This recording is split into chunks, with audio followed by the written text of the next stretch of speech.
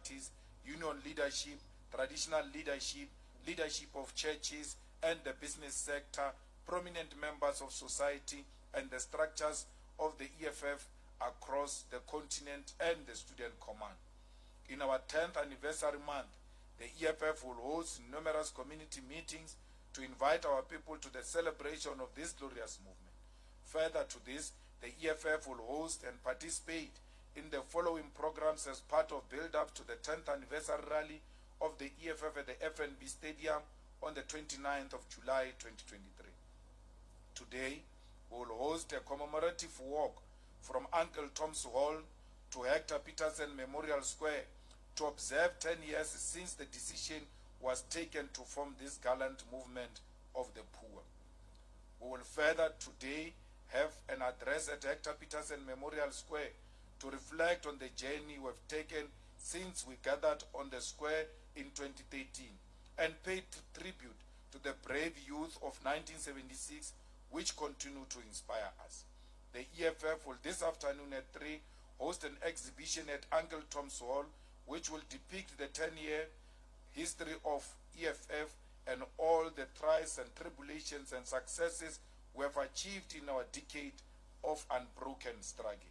On the 14th of July 2023, the EFF will form part of a media engagement titled A Frank Dialogue led by Dr. J.J. Tabane.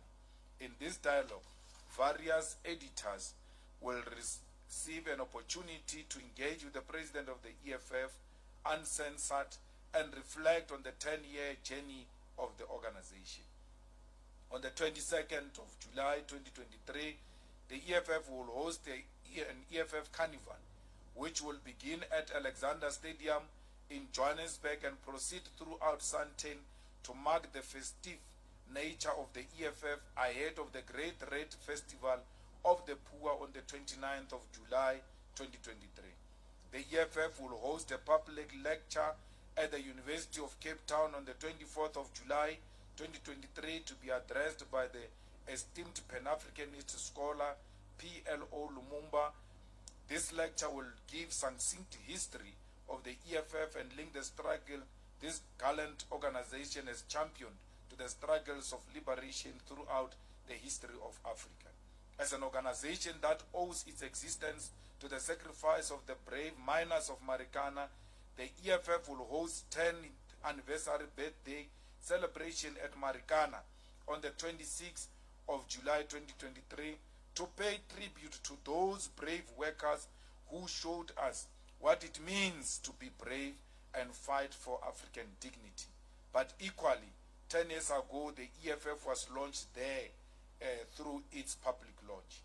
On the 27th of July 2023, the EFF will host an exclusive dinner, that's where we sell tables, at the Emperor's Palace in order to engage with the business sector and appraise them of the policies of the EFF as a government in waiting that will preside over them in 2024. On the 28th of July 2023, the EFF will have a seminar engagement with the diplomatic community in the form of a diplomatic breakfast where various embassies will form part of the engagement with the EFF on domestic and international issues of significance. All these events will culminate in the greatest celebration of the left on the 29th of July 2023 at FNB Stadium, which will be full to capacity to mark 10 years of unbroken struggle. All the people of South Africa are invited to form part of this historic occasion and celebrate the role the EFF has played in their lives on the day by interacting with the EFF on social media and sharing their moments, but equally by participating in their numbers at the FNB Stadium. The 31st of January 2023, the EFF gave a directive to all its public representatives, from councillors, members of provincial legislatures, and members of parliament, to arrange transportation for their constituencies to attend the 10th anniversary rally of the EFF at the FNB Stadium. This directive was given to ensure that public representatives bring those that they claim to represent to the celebration of the EFF and to ensure that the people of South Africa from all across South Africa are part of this historic occasion. The final deadline for this submission of these reports on transportation organized by public representatives was the 30th of June 2023, and no extension will be granted moving forward. Out of total number of buses expected from public representatives, which was 3,258, the EFF has received confirmation of 1,324 buses from public representatives, which will make their way to FNB Stadium from the length and breadth of South Africa. We commend all those who have complied with the organizational directive without fail. All those public representatives who failed to comply with this directive, including those who are members of the Central Command Team and War Council of the EFF, are effectively prohibited from attending the 10th anniversary rally of the EFF at the FNB Stadium. The EFF will publish the names of public representatives who are banished from attending the 10th anniversary on Tuesday, the 11th July, after their respective bus lists are verified. Action will be taken against them immediately after the rally, irrespective of the position they hold in public and in the EFF. The EFF will also host a gala dinner, and all officials of the EFF, Central Command Team members, members of Parliament, and members of the provincial legislatures are expected to sell tables of the gala dinner. Should they fail to do so, their names will also be published to the public. The EFF rejects the nonsensical report into the crimes committed by Cyril Ramaphosa at and in relation to Palapala Farm, which was issued by the imposter in the office of the public protector, Koleka Kalega. The report is a laughable attempt to exonerate the sole director of Ntabanyoni Trust, Cyril Ramaphosa, from generating profit from the very same business he controls. It is an illogical document that it is odd with the statutes that regulate the executive and undermines the mandate of the Office of the Public Protector. The soundest report, which was produced by the former Chief Justice Sandile Ngobo, known as the Section 89 Independent Panel Report, remains unchallenged, objective and true. It is this report that found that there is a basis to establish an impeachment committee in accordance with the Constitution of South Africa on the fact that the President may have committed the following violations: a serious violation of Section 96 subsection 2A of the Constitution, a serious violation of Section 34 subsection 1 of PRECA, a serious misconduct in that the President violated Section 96 subsection 2B by acting in a way that is inconsistent with his office, a serious misconduct in that the President violated Section 96 subsection 2B of the Constitution by exposing himself to a situation involving a conflict between his official responsibility and his private businesses. The claim by Galega that there is no conflict of interest in a president engaging in the exchange of millions of foreign currencies without any declaration to the South African Reserve Bank or consideration of the Executive Members Ethics Act is a sign that a lowly puppet is occupying the office of the Public Protector.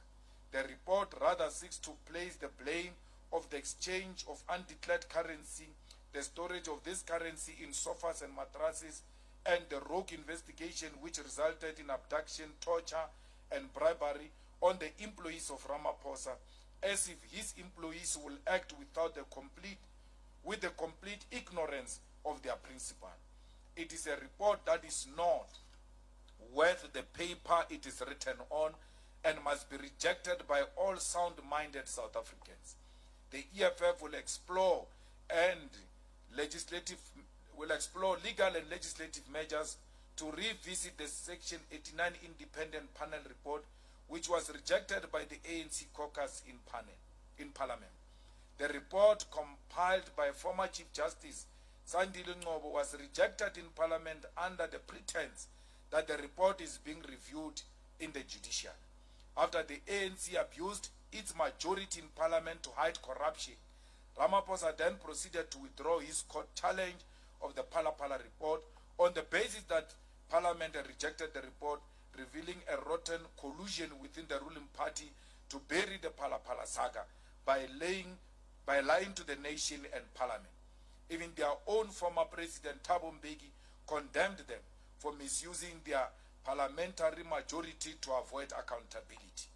The tactics to bury the Phala Phala saga, most recently through a nonsensical report by an ambitious acting public protector who seeks to piggyback a way to a permanent post in the office of the public protector, will not work. The EFF will never allow careerism to undermine the fight against corruption, despite Ramaphosa's attempt to compromise the secret of Chapter 9 institution and the judiciary. The EFF condemns the vicious attack on motorists in Johannesburg, Gauteng, by what has now been confirmed to be the VIP protection unit of the Deputy President of South Africa, Paul Mashatile.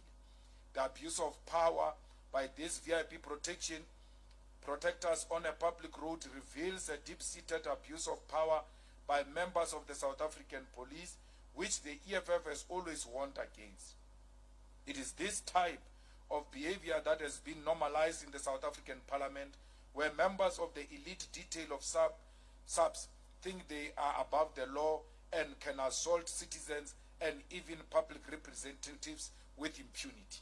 We call for the immediate dismissal of all members of the VIP protection unit who committed these violent acts, and for their certificates as police officers to be revoked by SAPS Academy.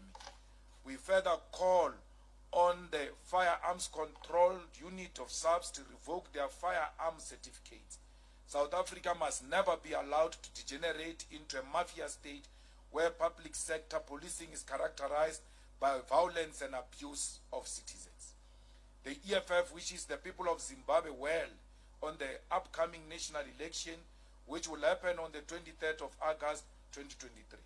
The elections mark a critical opportunity for the people of Zimbabwe to elect a government of their choice, to uplift the nation from the poverty that today defines what was once known as the breadbasket of Africa. We call on the incumbent ZANU-PF to resist the urge to practice violence against its political opponents and from any form of intimidation of citizens to coerce their vote. Zimbabwe needs to enter an era of political tolerance that is not defined by the history of violence and suppression, but the possibility of peace, prosperity, and continental unity. We call on all Zimbabweans who are here in South Africa to go back home and vote. If it means coming back, they can come back. They are more than welcomed. But they must do the right thing and go and vote. No one is going to fight for these Zimbabweans who are loitering the streets here. They are their own liberators. For once, they must take responsibility and get into buses and go home and vote. Zimbabweans are called upon to go home and vote and stop blaming other people for their own misfortunes, which they've got solutions to. And that solution is August 23, 2023, where they will vote for a government of their choice, which will restore peace and prosperity in that beautiful country. If they need help to go back home to go and vote, they must approach the EFF offices. We'll be more than happy to rent buses for them to go home and vote. The EFF reiterates its support for a peaceful resolution to the conflict between Russia and Ukraine, which is perpetuated by the insistence of the NATO war alliance to undermine the territorial integrity of Russia and the peace treaties reached at the end of the Cold War in 1989. The EFF maintains that the conflict between the two nations is a renewed attempt by forces of imperialism who belong to NATO to establish a political and a military influence in the Eastern Europe and all over the world. We are concerned by the treatment of the African Peace Mission to Ukraine and Russia by NATO alliant Poland, which effectively held South African journalists hostage on a plane for 3 days prohibiting them from covering the mission. It is our firm belief that this was done to intimidate South Africa out of its non-aligned position in relation to the war, a clear sign of interference by NATO in South African foreign policy. The EFF reiterates that we will welcome President Vladimir Putin to South Africa during the BRICS summit and condemns the political intolerance and childish of those in the ruling party who seek to subvert the invitation of the EFF leadership to the BRICS summit. It is patently clear that the EFF is an important voice in the global affairs of society, and to undermine calls for its presence at BRICS is nothing but political jealousy. The EFF is saddened by the loss of life which has occurred in the early hours of this morning after a gas cylinder containing nitrate oxide leaked at the Angelo informal settlement in Boksburg. The EFF has constantly warned of the dangers of transportation of hazardous substances on our roads as part of the consequences of a collapsed railway infrastructure. This tragedy, which happened so soon after the gas cylinder explosion in Boksburg in December 2002, should be an instructive lesson to revive our railway industry and protect our people. I don't think this paragraph is correct. It's extremely wrong. The EFF wishes the pride of Africa, Banyana Banyana, well as they head to the 2023 FIFA Women's World Cup in Australia and New Zealand. Banyana Banyana represents supporting excellence as winners of the Women's Cup of Nations, WAFCON, in 2022, and must be supported in their fight for dignity against the male-led and politicized South African Football Association. We reiterate our call for Banyana Banyana to receive equal pay as their male counterparts and the necessary bonuses for their participation and progression in the World Cup. Banyana Banyana must continue to resist the political tricks of those who lead SAFA and the Department of Sports, Arts and Culture, and we salute them for their spirit of resistance, such as when they refused to play on a substandard pitch against Botswana most recently. We wish Banyana Banyana well, and may they bring the trophy home. I thank you.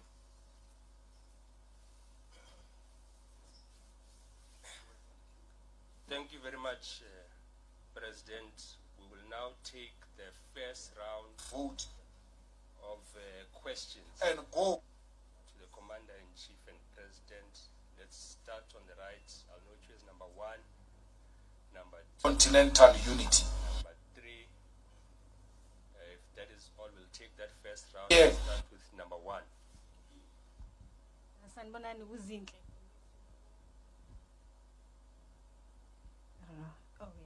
Uzintle from News 24. I just want to ask, there's a letter circulating from the regional leader of Ekurhuleni ANC, Ujongezizwe, and he's questioning the EFF's arrangement with the ANC there. He describes the relationship with the EFF as if like you're drinking water or acid. It's so it's bad. They feel like it's bad. I think mostly it's because they don't have offices will be more than happy. What does the EFF leadership think about this particular stance? He's written a letter. He's asked his provincial leaders to relook at the arrangement in Ekurhuleni. Yeah, so that's not. Thank you. Number 2. The NATO war alliance. You'll debate later. Number 2. Sorry, it's Natasha Perry here from SABC News. The EFF reiterates its support for a peaceful resolution. Most of my questions. But I just want to know, the DA, you've seen in the past that they've approached like-minded parties to form a moonshot pact. They have a convention next month. Would the EFF be willing to do the same with like-minded parties, well, infrastructure, left-wing parties? This tragedy. The PAC has actually reached out to certain parties like by the loss of life. Have they reached out to the EFF? It's an important voice. On your preparations, you've outlined the invitation of the EFF leadership to the BRICS summit. It is patently clear reflecting on the past 10 years as a party. What lessons affairs of society and 10 years, to undermine calls for its presence at BRICS is the EFF? Thank you. Let's have number 3. the EFF is saddened. Thank you very much. I'm not sure if Natasha's fully covered my... Name and Sorry. media house. My name is Sisanda Mboleko from the Sunday Times. Apologies for that. I'm not sure if Natasha has fully covered my question, but speaking of the Moonshot Pact, or the multi-party opposition pact rather, that is being drawn up by opposition parties seeking to particularly unseat the ANC and keep the EFF out. Those are their words. I wanted to ask from the leadership, what do they make of this particular exclusion from this pact from parties that seek to unseat the ANC ahead of 2024? Thank you very much. Thank you very much. President.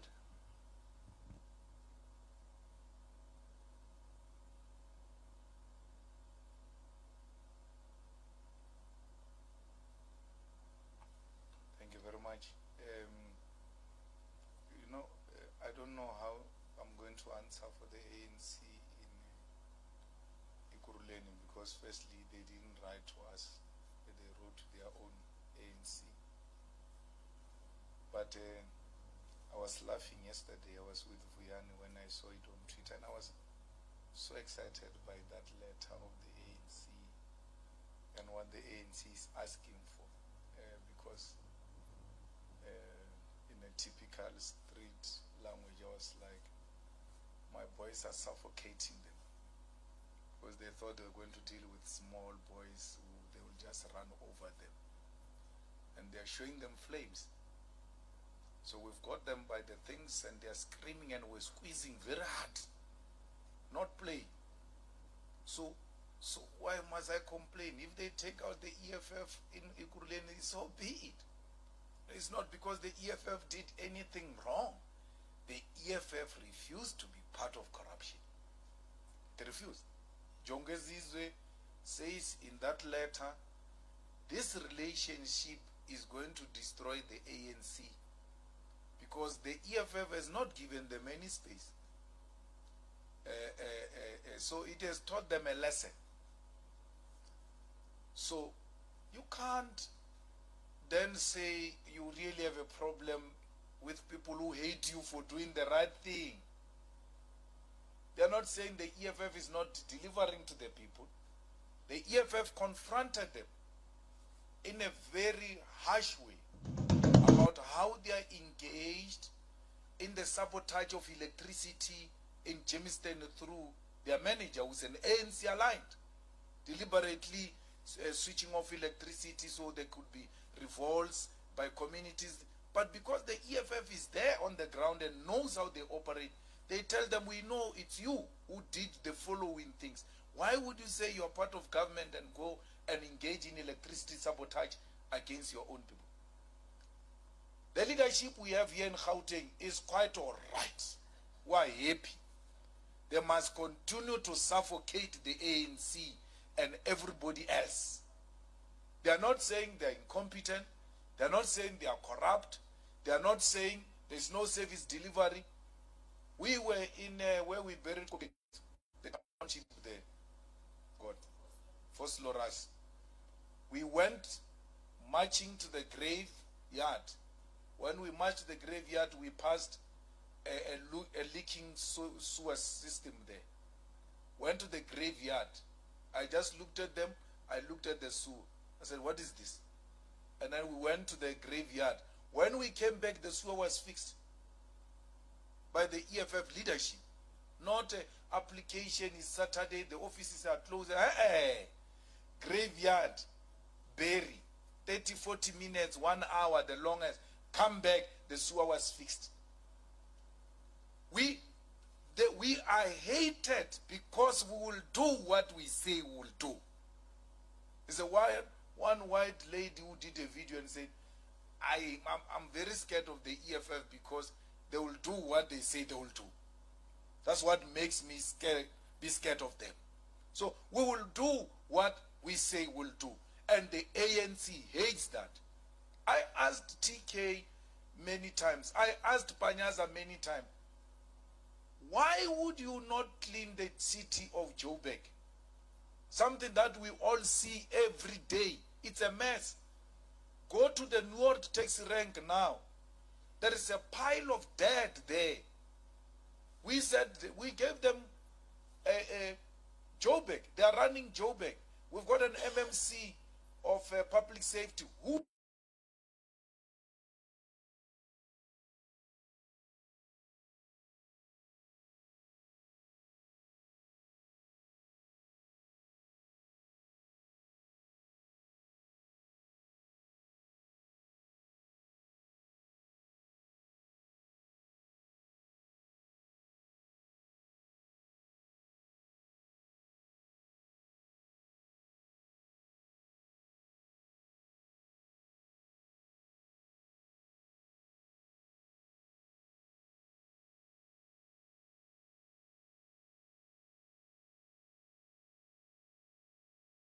tried, it's not his department, who tried to do cleanup campaign to restore the dignity of a city center. They are completely refusing to participate in that program. That will restore the dignity of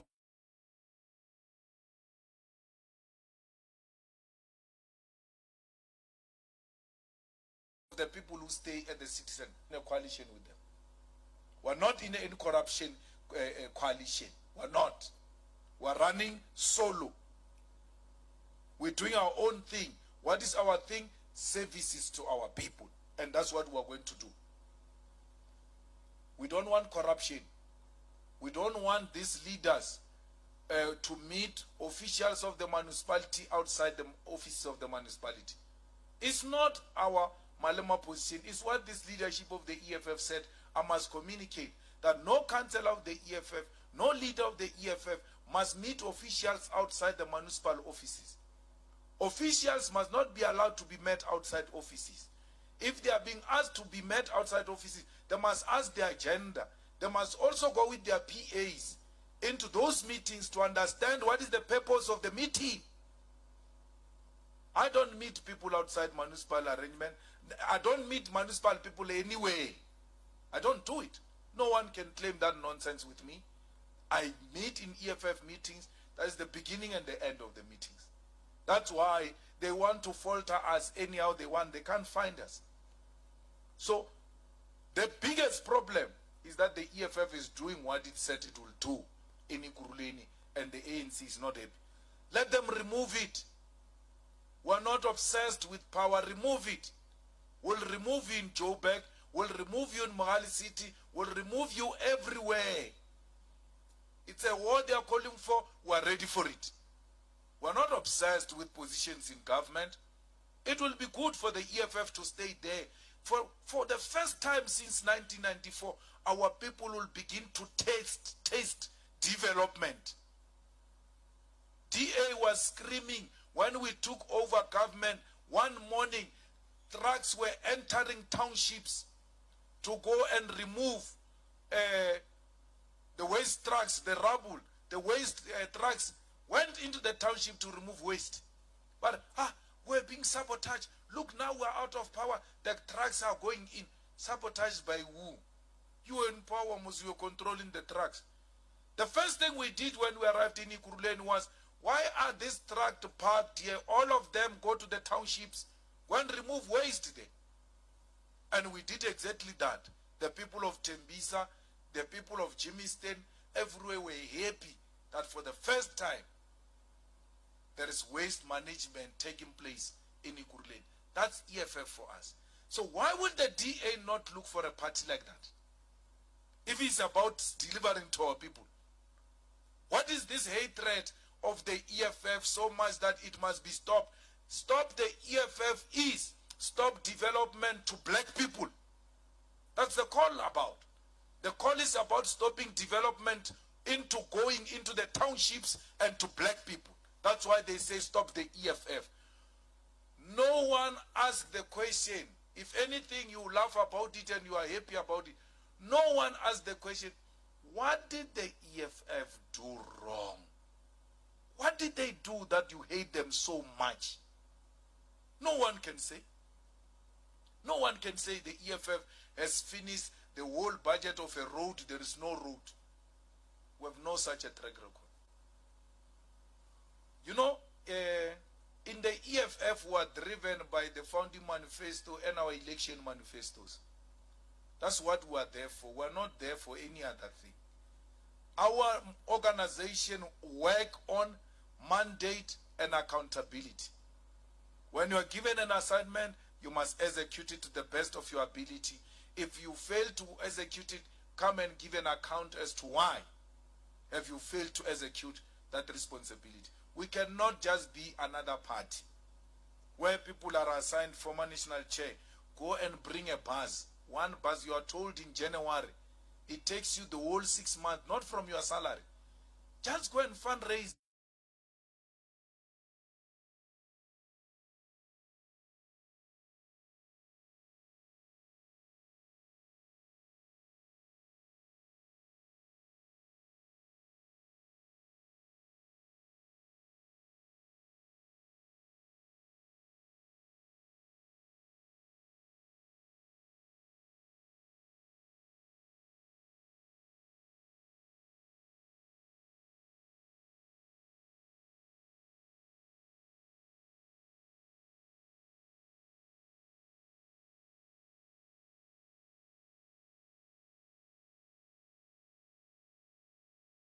Capabilities. Show the organization your worth of the position you occupy. You don't do anything for 6 months, and then the organization must not do anything about you. We will become another ANC which has lost control over its public representatives. It can't tell them anything. If when you say do this, they say come and do it yourself. So I still want to find out what is it that we have done to the DA moonshot, moon pact, moon arrival, whatever they call it. I don't know. I'm still, because at least tell me my problem so I can work on fixing it. I don't know what is the problem. I really don't know. The EFF will have the editors interaction because we're the only organization that is available to you guys. Where you ask anything you want to ask, we answer. Because we believe in accountability. And that's what we're going to be doing, if that was the question on editors. What was the question? Oh, you know the lesson. Yeah, that's why you need editors to talk about that. Because there you'll talk to me as an individual, but as a leader, but individual, that type of interaction. Because now I speak for all these guys. But one of the lessons I learned is that I will never form another political party. I will never ever do that. It's the most difficult thing ever. It's so frustrating, it's so difficult, and when you form it coming from some sort of an organized background where you know everybody knows what is expected of them, and then you now have to now start afresh everything, the ABCs of it. I don't think I will ever repeat that. It's extremely taxing. It's very, very difficult.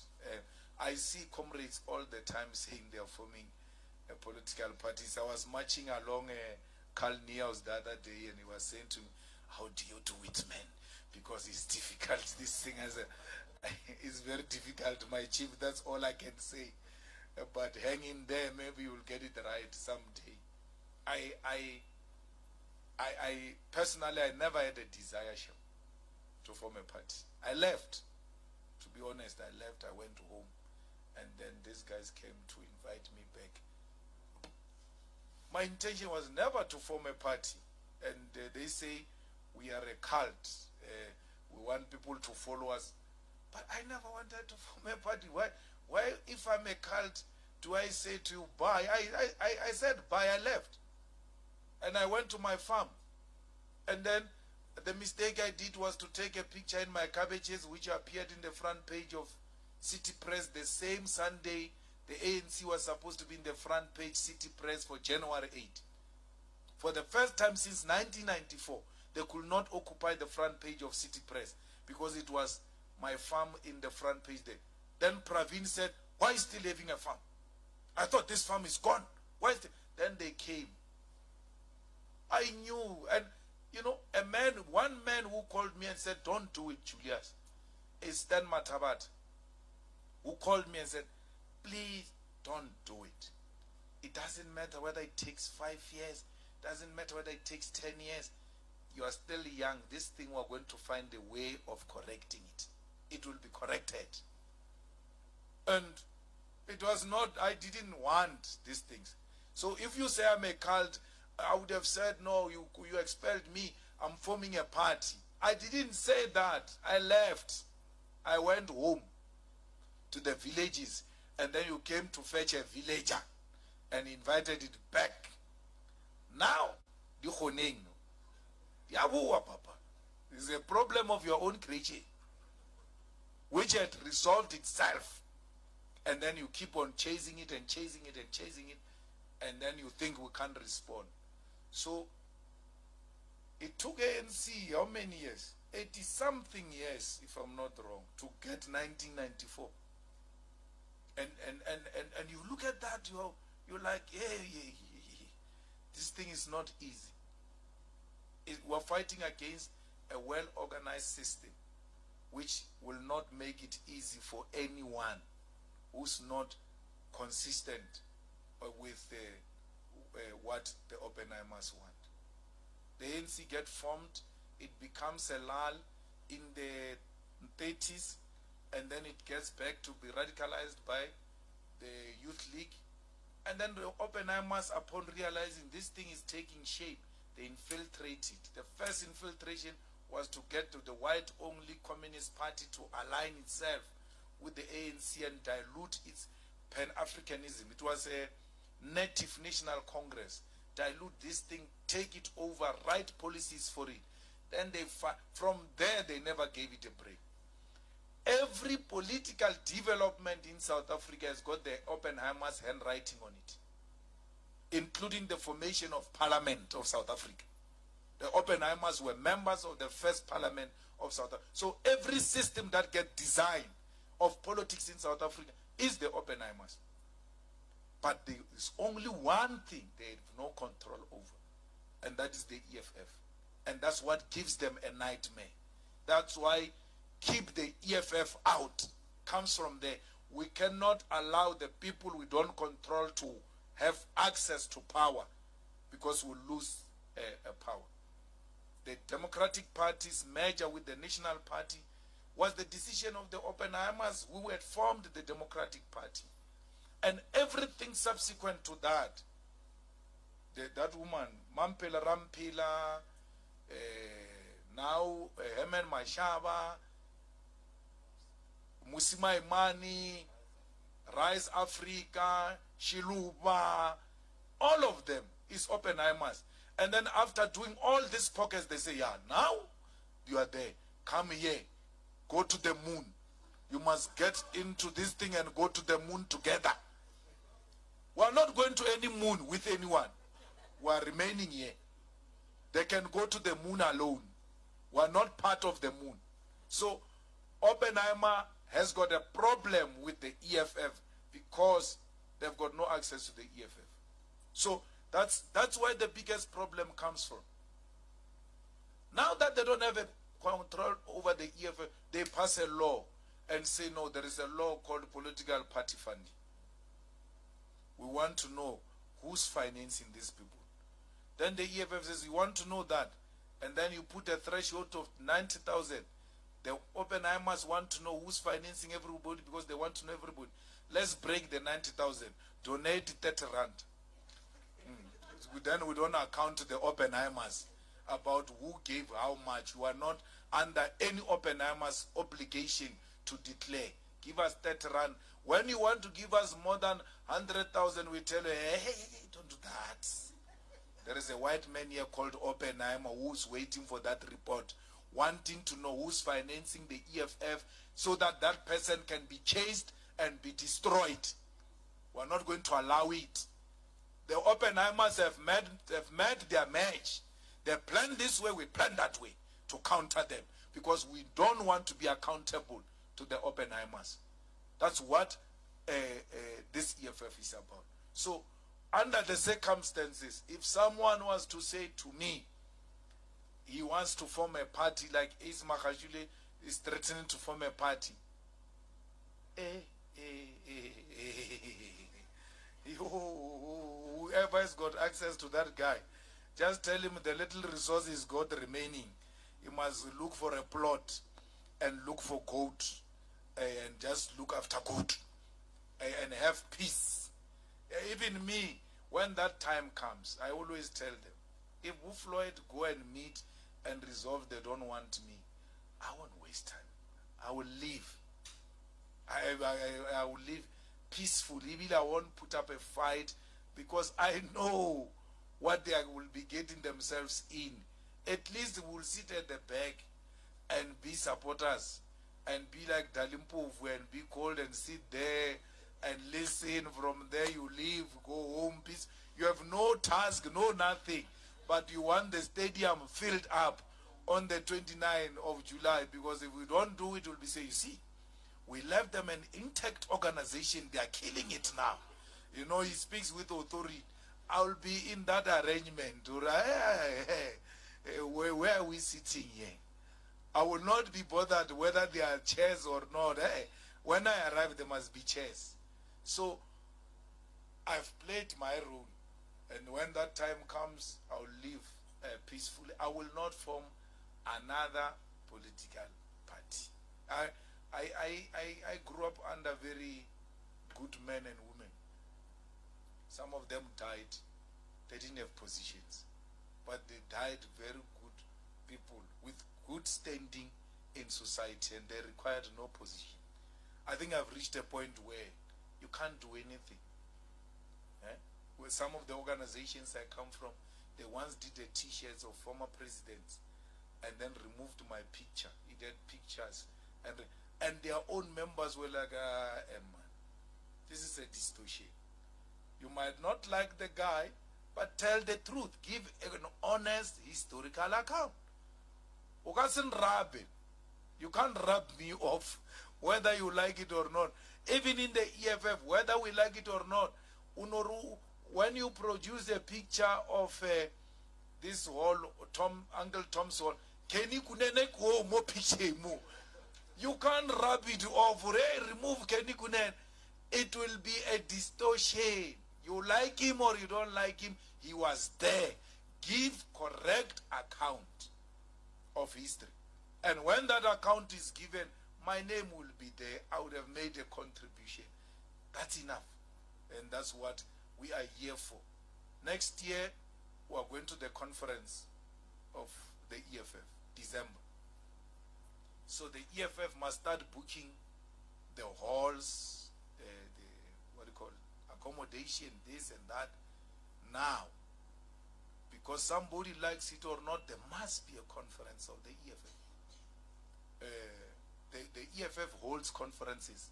It's not Action SA. It holds conferences, it gives reports, it holds elections, leaders get elected. In these 10 years, we've managed to build such a formidable organization with internal mechanism of democracy and of holding the leadership accountable. Thank you.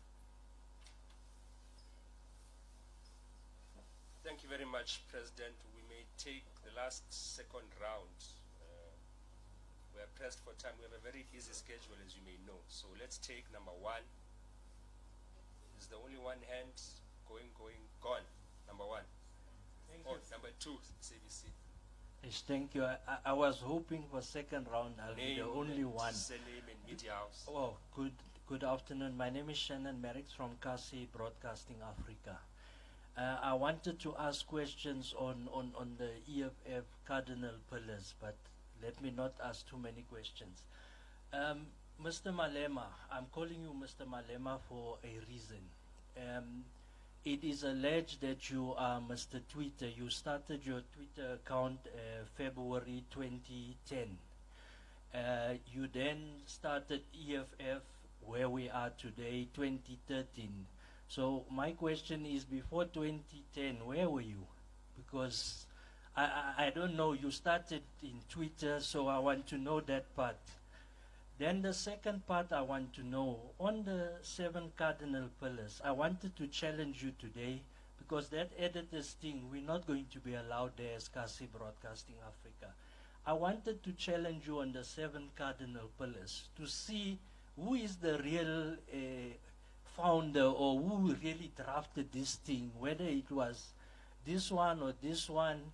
But I just wanted to challenge you on each cardinal pillar, just maybe for less than a minute. Just explain what it means, because that's how you test if this person was really there when this thing, the Freedom Charter, was drafted. When CODESA document was drafted, you say, no, leave the documents, talk from your head. What is the 7 cardinal pillars? I want to see, because I'm going to ask other people the same questions, and I want to see, out of the 3 people, who's the real founders, or the youth league that drafted this thing. Thank you. Number 2.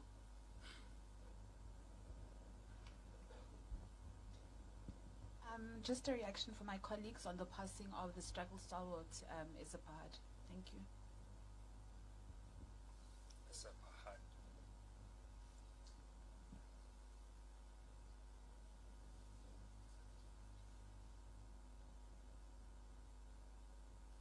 Thank you, President.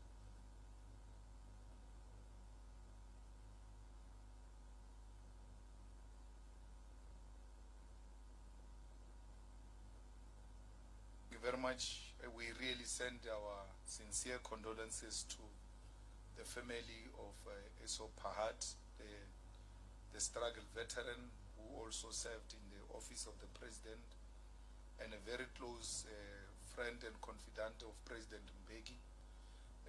We really like to send our deepest condolences. We value and cherish their contribution to the struggle for political emancipation of our people.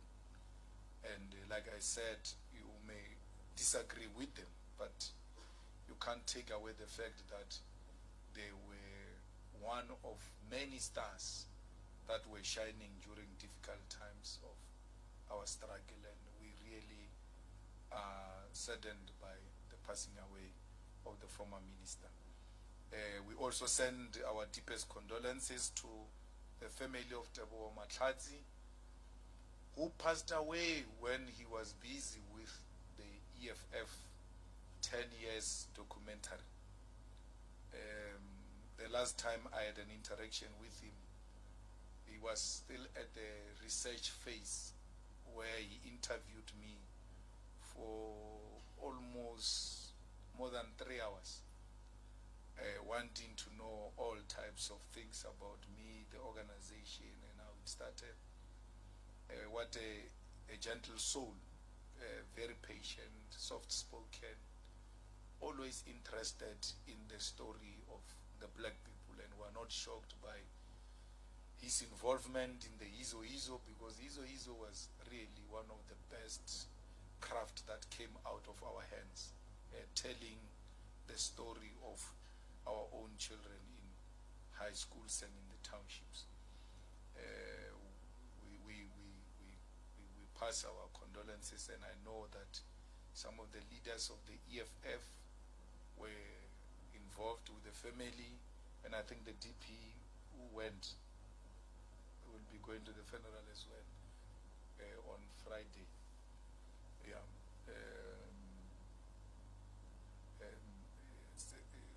You can't say you knew me from Twitter in 2010. I didn't have Twitter in 2010, because someone had, so this Twitter account of mine was a parody account, and then Floyd said to me, I know the person who's running that parody account in 2013. when we were forming the EFF. So we realized we were going to need that account. So we met the guy, and then we had a discussion with him. He voluntarily handed over the account because he said he was also worried that since we are no longer participating in the Youth League, what is he going to do with the account? And it has got so many followers. That's when he gave the account to me. But in 2010, it had 300,000 followers. It's now sitting at 4 million, if I'm not wrong.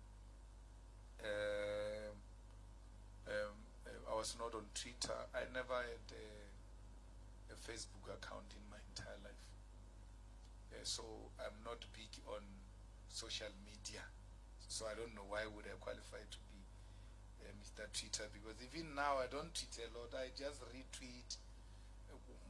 From time to time I'll tweet, and when I tweet, everything else must stop so that the tweet can have analysts.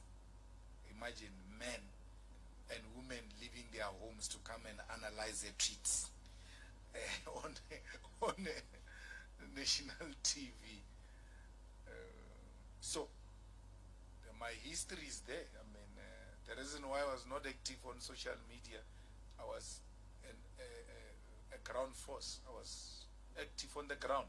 I've always been in COSAS, in the Youth League, in the ANC, in the EFF. So, and therefore, I can't even recite cardinal pillars for you, because you must just go to all the videos of Julius Malema. Before we termed them 7 cardinal pillars, we spoke about them. And then these kids who say these things are theirs, you look at when did Julius Malema say this, and then you look at the age of that child who says he owns the cardinal pillars. For sure, when we were making utterances about expropriation of land without compensation, nationalization of mines, free quality education, and all of that, for sure they did not even have an ID. Some of them, they were too young to have an ID. The things that we said long time ago, some person without an ID at that time claims those things belong to them. We radicalized the Youth League. You go and not too far, just go and listen to my speech of the 2011, both the opening and the closing address of the 2011 Youth League Conference. And then go and ask these ones who say those are their things, how old were you in 2011? Then you will know who's lying about those things. But we don't own them. These are the demands of our people. They belong to a generation of economic freedom fighters. It's a generational clarion call.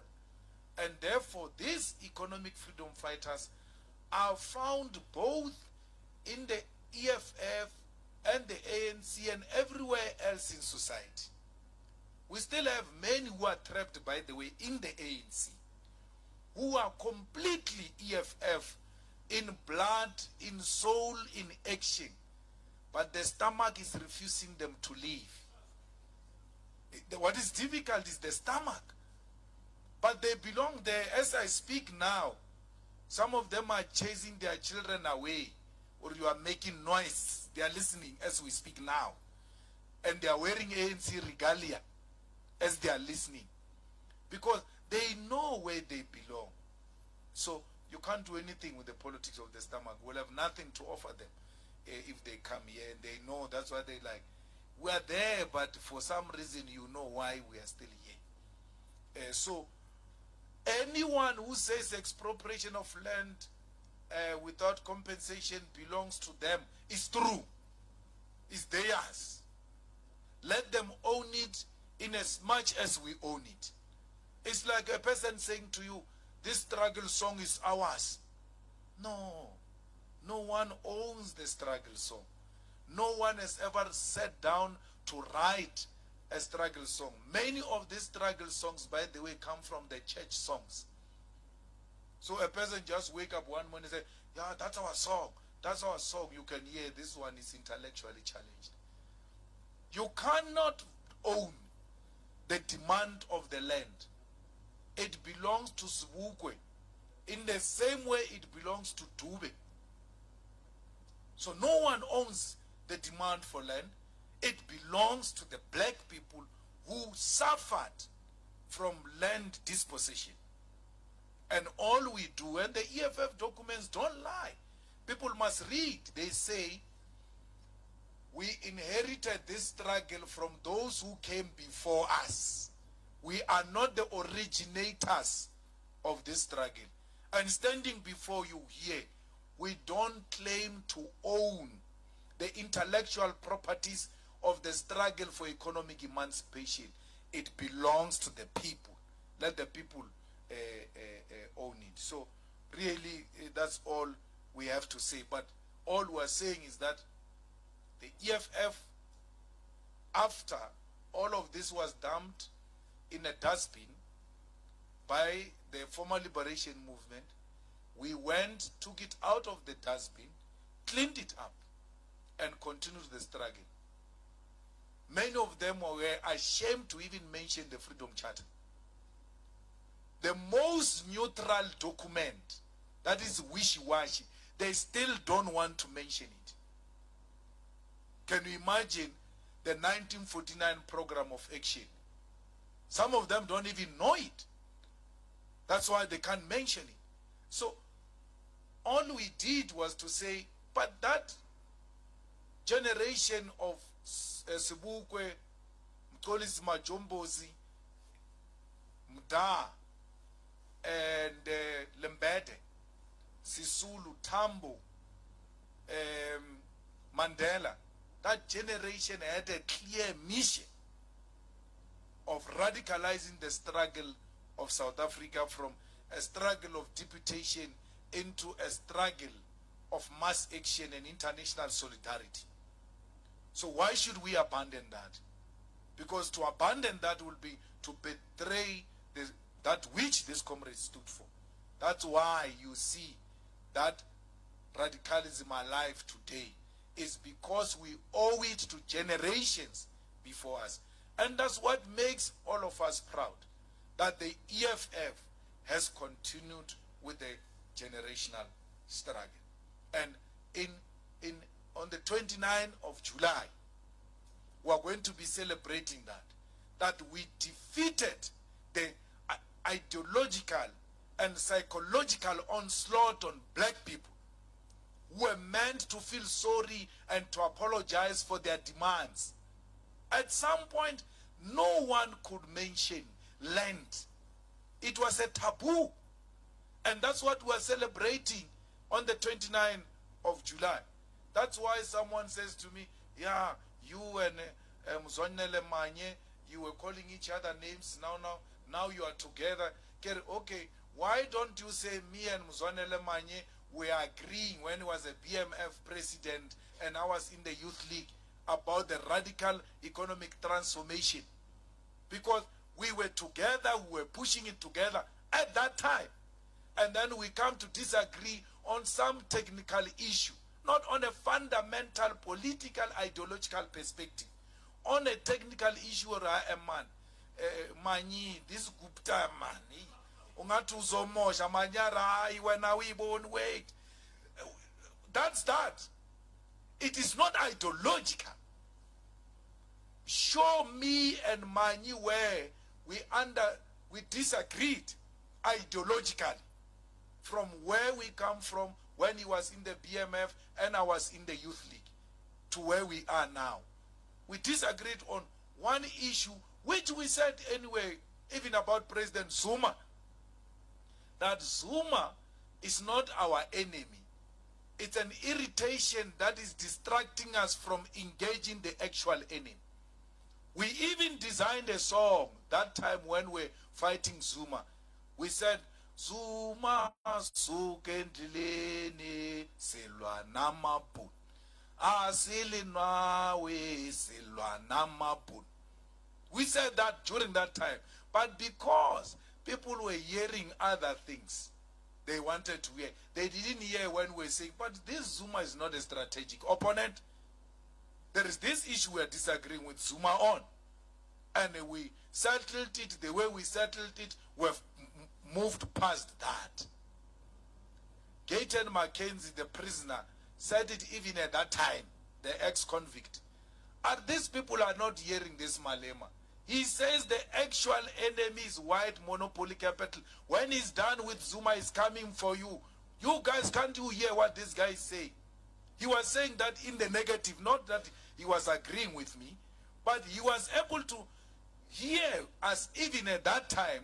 These people are saying Zuma is not the enemy. The enemy is white capital. So Zuma was just an irritating issue that we dealt with. Is done. Today when you see me and President Mbeki, it's like we never had disagreements, because I never wished him a grave. I disagreed with him on this, but no one has ever said, yeah, now look, he's laughing with Mbeki. I must not laugh with Zuma, because that is the enemy which I must chase according to the white capitalist agenda to the grave. I mean, when they arrested Zuma, Zuma presided over a regime that took everything from me, took my houses, threw me to the street, expelled me from the youth league. But the day they arrested him, I was pained like they arrested my father. What do you do? Why would you do such a thing? What type of resolving political differences is this? One day when I'm 60 plus, I will tell you how I tried to rescue him out of prison. Out of prison. Because my disagreement with him was never personal. It has always been political. Therefore, you can't use any of the things that happened to me personally to then want to justify why I must disagree with Zuma now, politically. I hold no grudge against no man. And I know for a fact that nothing happens coincidentally in politics. Zuma, with all what he did for us and all of that, thanks to him, 10 years down the line, we've got a formidable organization called the EFF. Not everything out of a bad situation will come out bad. The good came out of those actions. Do we still want to go back there 10 years ago? Don't we have current challenges now of electricity, of ESCOM that is dysfunctional? Instead of paying attention to ESCOM, to the high levels of unemployment, to the high levels of crime, people are still reminding us of Zuma. Ours with Zuma is not an obsession. Our matter with Zuma is finished, is done. And then when we drink tea with him, and something is itching on your heart, it's your own problem. Leave us alone. We are not part of those problems. Don't involve us. So, South Africa, fighters, everyone with a car, everyone with a kombi, everyone with a buggy, truck, anything in good condition, put our people inside that. Let's go and celebrate 10 years of unbroken struggle. They tried to break it. They came with all manner of conspiracies. Today we are back here where it has started. And on the 29th of July, multitudes of our people will pack the stadium. We will have a deja vu of what happened when we were burying Krisani in the very same stadium on the 29th of July. If you are not there on the 29th of July, consider yourself a sellout. Thank you very much. Thank you very much, President. That marks the end of our press conference. And with your indulgence, President, we'd like to invite the members of the media who are with us here to join us on the commemorative walk of the EFF as we retrace the steps of the delegates to the National People's Assembly on what is to be